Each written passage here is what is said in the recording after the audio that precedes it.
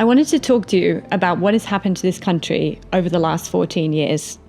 In 2010, when the Tories came to power with the help of the Lib Dems, there were 168,000 people on 0 hours contracts.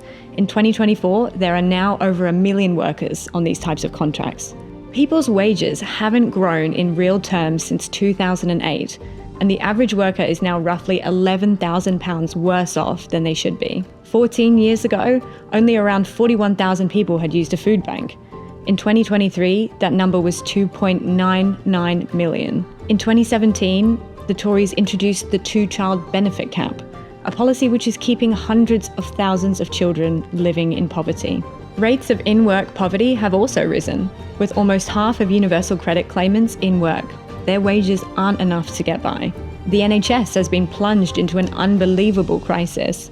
Waiting lists are the highest they've ever been, and they were going up before the pandemic. Staff are exhausted, and the service has been underfunded by hundreds of billions of pounds in the last decade. Rishi Sunak said himself this weekend that it has become harder to own a home under the Conservative government.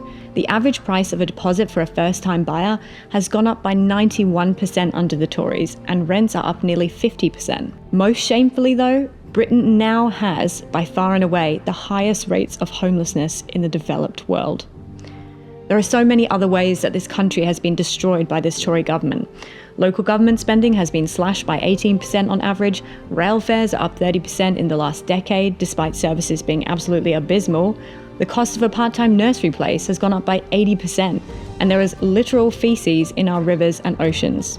It's undeniable that the Tory government has completely broken Britain. Now, I'm not saying that Labour has all of the answers. They clearly need to be more ambitious. But as a Labour-affiliated union, the CWU will push the Labour government to give working people a better deal. Not just in the workplace, but when it comes to housing, the NHS, childcare, and our communities. Most of all, we will ensure that the Labour Party continues to support all of you and the industries you work in, postal, telecoms, or tech. And we'll see some of these plans outlined today after the launch of their manifesto.